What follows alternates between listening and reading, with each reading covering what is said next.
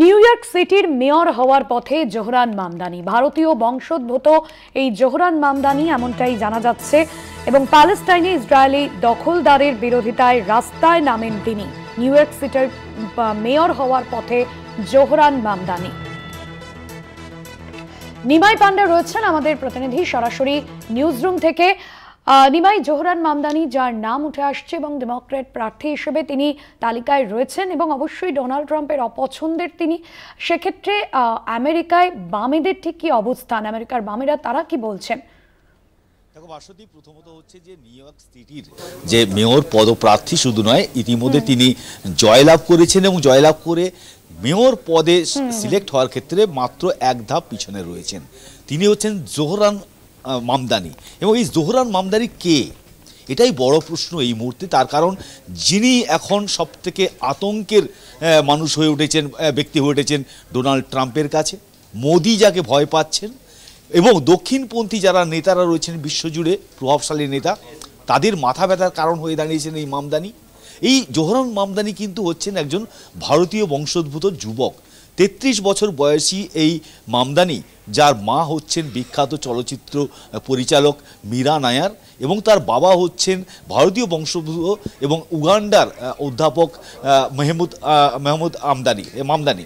এবং এখানে বিষয়টা হচ্ছে যে এই জোহরান মামদানি, যিনি প্রগতিশীল একজন মুসলিম শিয়া সম্প্রদায়ের এবং গুজরাটি বংশোদ্ভূত তিনি, এবং তিনি নিউ ইয়র্ক সিটির মেয়র পদে আর এক ধাপ পিছনে রয়েছেন মেয়র পদে জয়লাভ করার ক্ষেত্রে। এবং সেই জায়গায় দাঁড়িয়ে তিনি কিন্তু হচ্ছেন যে এক হচ্ছে কমিউনিস্ট, যাকে ডোনাল্ড ট্রাম্প বলেন যে পাগল বা উন্মাদ কমিউনিস্ট।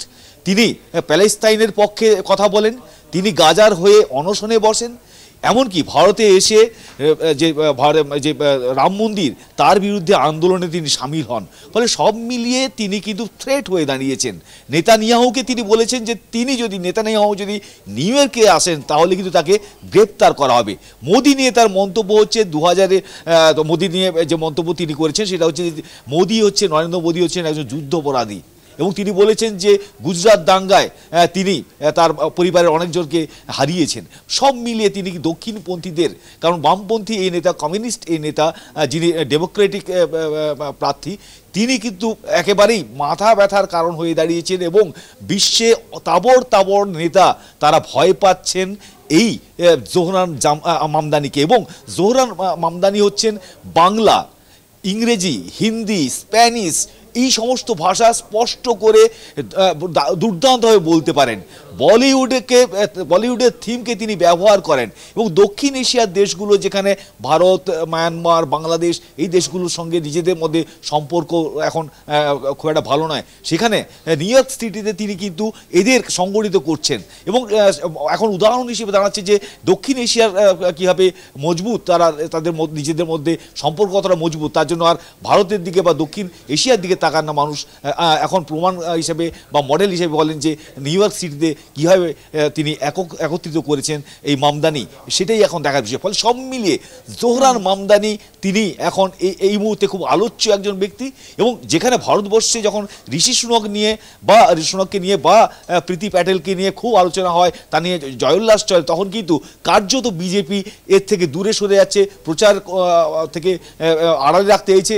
কঙ্গনা রানাওয়াত তিনি বলছেন যে তিনি কি ভারতীয় না পাকিস্তানি। ফলে বুঝতে পারছো যে দক্ষিণপন্থী বা বিজয়ীপন্থী এবং ডোনাল্ড ট্রাম্পের মতো নেতা, নেতানিয়াহুর মতো নেতারা রীতিমতো তাদের মাথা ব্যথার কারণ হয়ে দাঁড়িয়েছেন এই জোহরান মামদানি। সঙ্গে থাকো তুমি।